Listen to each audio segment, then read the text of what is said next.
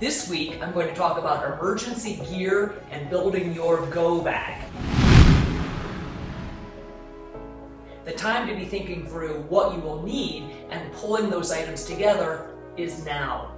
The goal, again, is to ensure that you and your family are reasonably self-sufficient and not reliant on a potentially overwhelmed system in the immediate aftermath of an event. So let's talk first about personal items that you should include. Number one, long pants. You may need them for protection from the sun, insects, and potentially debris. A couple of shirts, including at least one that's long sleeve, underwear, and 2 or 3 pairs of socks. Keeping your feet dry in a disaster is a priority. Speaking of feet, you need to include a pair of sturdy closed-toed shoes. Running or hiking shoes would be appropriate.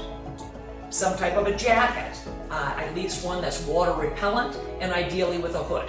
Also, include a hat. Personal hygiene items, a toothbrush, toothpaste, brush or comb, deodorant, hand sanitizer, and soap. I love wet wipes. They are not going to save your life, but they can make it a whole lot more pleasant.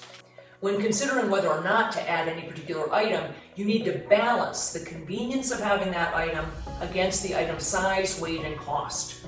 So here's my list of go bag gear essentials. First, a plastic tarp. Invaluable as shelter from sun, wind, and other weather, and also assures you have a dry place to lay or sit down. Rope or twine, and I happen to really like these clamps. Duct tape is an absolute.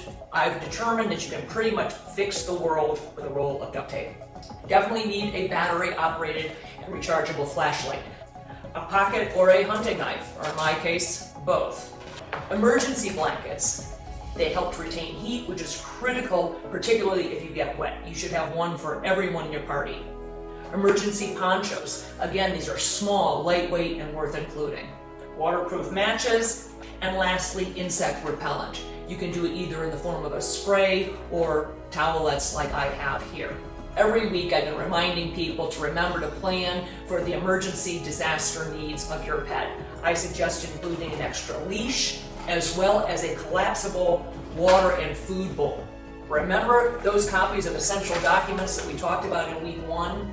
Copies of your driver's license, passport, social security card, insurance information, bank account numbers, and critical telephone numbers. The Ziploc with those items needs to be stored in your bug-out bag.